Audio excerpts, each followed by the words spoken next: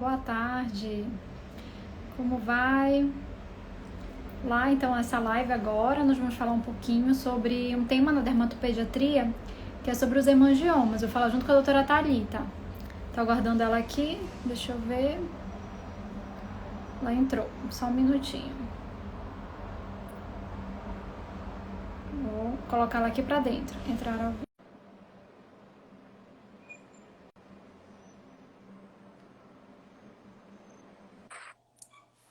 Olá!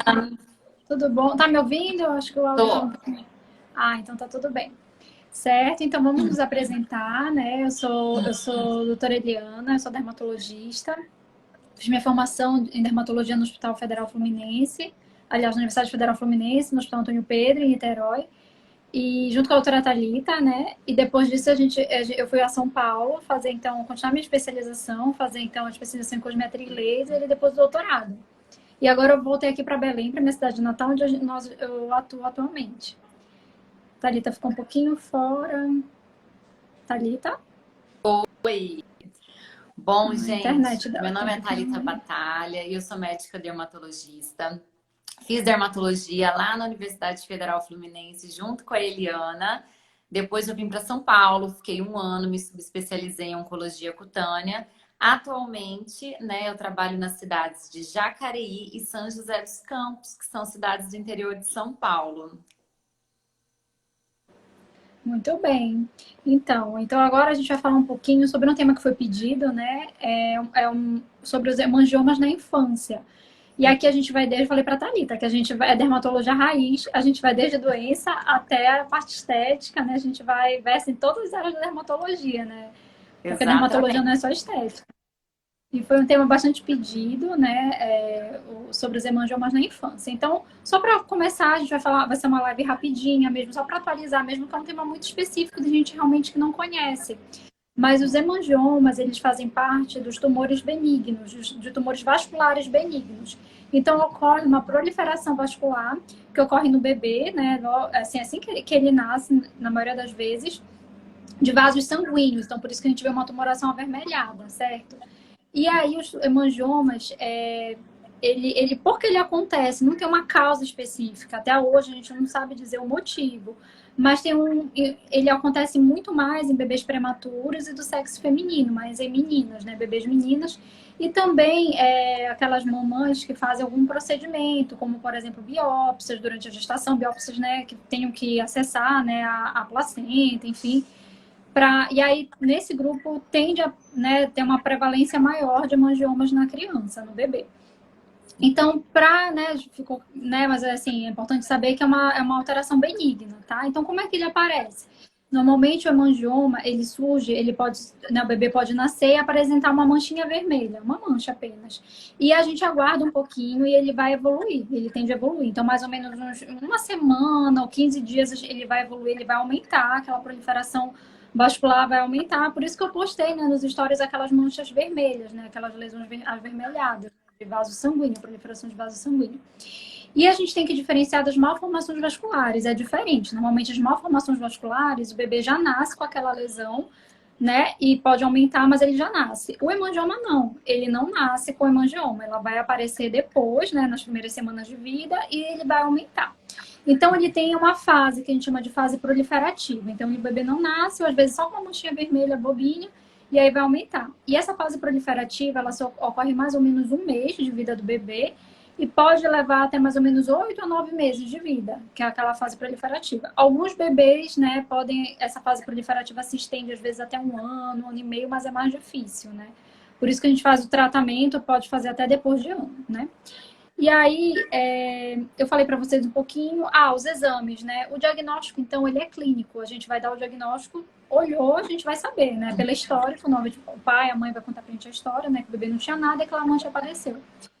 E muito raramente a gente pode pedir ultrassom, é muito difícil, mas a gente pode pedir quando a gente quer diferenciar ou fazer o acompanhamento. E ressonância também. Mas esses exames a gente vai deixar mais para aqueles casos né, que a gente está desconfiando de outras síndromes, outras coisas mais complexas, que é mais raro, né? E muito raramente ainda a gente precisa fazer biópsia de pele, né? Porque os hemangiomas, né, para diferenciar das malformações vasculares, ele é, enfim, isso é agora detalhe mesmo para quem for da dermatologia mesmo, quem for médico que está assistindo a gente, né? Ele é GLUT1 positivo na imunohistoquímica. Então, isso a gente, em 95% dos casos de hemangioma que vão ser positivos, esse marcador imunohistoquímico. Então, muito raramente a gente pode pedir biópsia. Sim. Eu Bem, recebo muito paciente aqui no consultório, né? Muitas mamães que chegam com bebês aqui desesperadas, né? E a gente hoje é uma conduta que a gente toma junto com o pediatra, né? A gente sabe que, em média, 25% desses hemangiomas devem realmente ser tratados, né? A gente acaba indicando, né, o tratamento quando? Quando a lesão é isso. muito extensa, quando ela ulcera, ou quando ela comete regiões que comprometem a funcionalidade daquele local, né? Por exemplo, um hemangioma em pálpebra, em mento, se está comprometendo função, a gente tem que avaliar.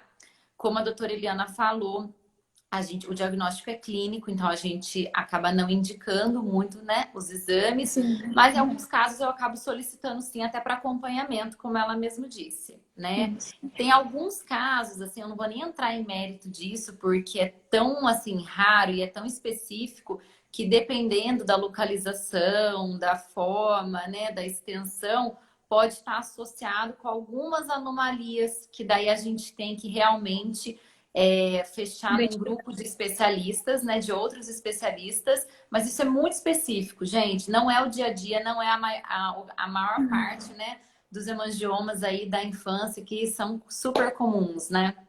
Isso mesmo. É bem comum, assim, para o dermatologista, né? A gente vê, Sim, assim, com uma frequência relativamente, não é tão, uma coisa tão rara.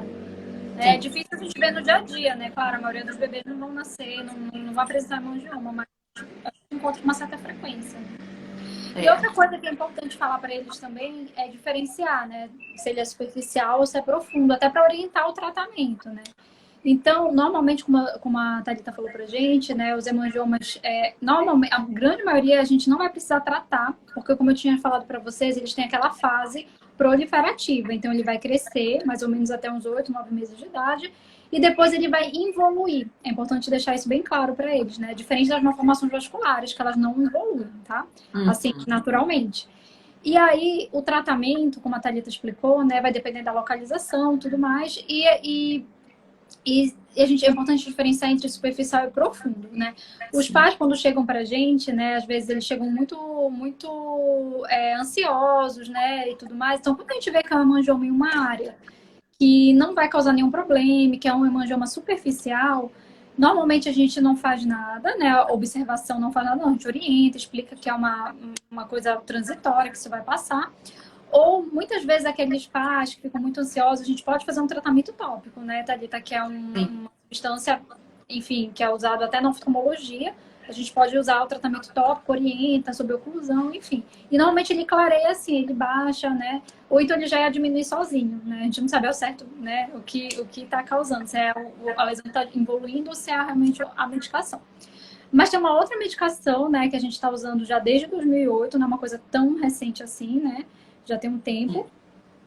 A Thalita ficou. Thalita, Sim, sim, a gente está usando, tá que ouvindo? é uma medicação já super difundida aí na cardiologia e que a gente acabou tendo, né, Isso. esse cuidado, a gente acabou tendo essa indicação e esse resultado muito positivo, né? É claro que quando a gente vai indicar essa Isso. medicação, gente, a gente sempre tem que ter uma avaliação com cardiopediatra, tá? Tem que fazer eletro, tem que ver se o bebê não tem nenhuma contraindicação de uso, tá? E o que seria uma contraindicação, né? Bebês chiadores, por exemplo, uma vez que os efeitos colaterais, né, da broncoespasmo, né? Um Isso. efeito colateral que a gente também acompanha muito é a hipoglicemia, tá? Então, Isso. geralmente, quando a gente vai entrar com essa medicação, na primeira semana a gente faz uma dosagem, a gente divide 2 vezes ao dia. Se ficou tudo bem, a gente na segunda semana aumenta mais um pouquinho, a gente tem uma dose máxima que a gente pode chegar. E geralmente a resposta ela vem rápido, né? Ela Isso. vem rápida, a gente mantém por um tempo, né? A gente vê na nossa prática que a resposta, quanto antes você começar, mais rápido e melhor é a resposta. Então, idealmente, a gente deveria começar aí entre o primeiro, o segundo mês, até o oitavo mês. Mas a gente sabe também que a gente tem resultados para quem começa a tratar posteriormente. Então, assim, não é, passou desse período, não tem nada para fazer. Tem sim, tá? Mas é o que eu falo, aqui no consultório, às vezes o paciente acaba me procurando primeiro. Então, eu acho que é uma casadinha, tá? A gente tá junto com o pediatra, tem que ter esse aval do cardiopediatra, os pais bem orientados em relação a efeitos colaterais, a hora que deve ser feita essa medicação para evitar os efeitos colaterais. E na grande maioria das vezes a gente tem resultados excelentes. Isso. Tu falaste da medicação, Thalita? Acho que não tem problema, né? Falar para ele. É o propanolol. A gente está evitando falar Isso, nomes, a gente não vai entrar em mérito de doses, nada disso. isso, Pela responsabilidade mesmo, tá, gente? É de sempre o paciente, né, tá procurando o profissional. isso. É uma medicação que tem efeitos colaterais, tá? Assim como, né, do colírio também, são coisas que a gente sempre tem que fazer somente com orientação do médico Isso, mesmo, do tá? médico. Isso. Mas esse colírio, só deixar bem claro, não vai ser feito no olho, é uma medicação que é um colírio, é usado no oftalmo, mas que a gente vai aplicar na pele orientando, né? Ou um gel oftalmológico, tá? Aplicado na Sim. pele. Sim, Só no para eles, caso do né? propanolol, a gente não tem aqui no Brasil o xarope, né? Então, Isso, assim, a gente acaba macerando mesmo a medicação e a gente faz proporcionalmente em dose, dilui na água, faz com a seringa mesmo e a gente tem bons resultados, tá, gente? Então, assim, só para as mamães aí que ficam preocupadas, com medo de fazer, bem acompanhado, tendo esse aval do cardiopediatra, do pediatra, a gente consegue sim fazer com segurança. exatamente. Aí outra dúvida também, né, que aparece é: e quando é que eu paro? Quando é que a gente vai parar de administrar essa medicação para o bebê, né? Então, normalmente, quando a gente começou, né, como a Thalita falou, né, naquele período lá, né, em torno de um mês de vida, até mais ou menos 8, 9 meses, que é a fase de maior crescimento, né, do hemangioma, que é a fase proliferativa, a gente Uhum. vai ter uma resposta maravilhosa, né? Quase que sempre é muito boa a resposta. E às vezes ele evolui, curou, e aí a gente vai, né, quando ele regride totalmente, a gente para a medicação. Mas tem aqueles casos que a gente começa mais tardiamente, né, depois de um ano, que não tem aquela resposta tão boa, mas mesmo assim é válido começar, porque o que acontece?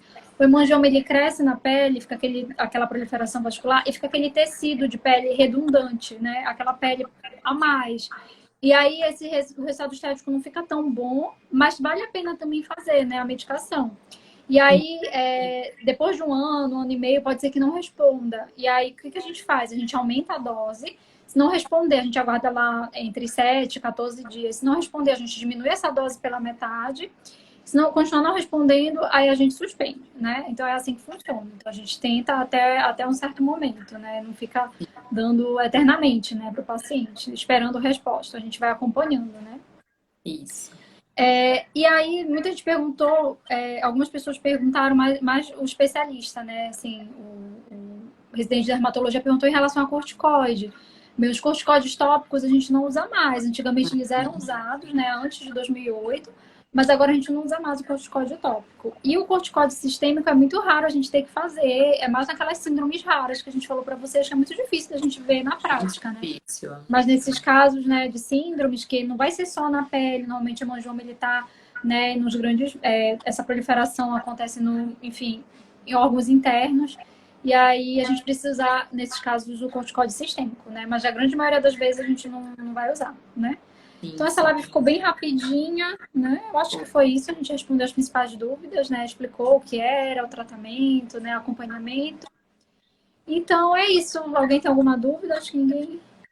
Só tinham perguntado aqui para mim se, por exemplo, assim, passou um tempo, não fez nada, né? Se existiriam outros tratamentos. Na verdade, a gente tem que avaliar. Sim, pode ser um caso cirúrgico, dependendo. A gente tem alguns tipos de laser, né? Algumas tecnologias Sim. que também são utilizadas e que têm excelentes respostas também. Então, assim, uma pessoa que não tratou na infância e que ficou com aquela lesão e que incomoda, pode sim procurar o seu dermatologista para ele estar te orientando e vendo se o seu caso teria um benefício com esses tratamentos. Exato. E aí, provavelmente, nesse caso que continua, são as malformações vasculares, né? Que é outra parte, assim, que a gente não falou. A gente falou dos hemangiomas, que eles Sim, evoluem, né? Aí, nesse caso, sim, dá para fazer tratamento com lasers, enfim. Então, exatamente. é isso. Acho que né, ficou curtinha, mas deu para responder, né? Falar um pouquinho sobre os hemangiomas. Então, agradeço. Obrigada, Eu que Thalita, mais uma agradeço. vez. Então é isso. Qualquer dúvida é só mandar um direct pra gente ou escrever nos comentários aqui da live que a gente vai responder, tá bom? Exatamente. Então até semana que vem. A gente vai abrir uma caixinha de pergunta perguntando, né, sugestões das próximas lives. Então, Isso aí. um beijo. Beijo, até terça. Tchau, até. Boa tarde. Tchau.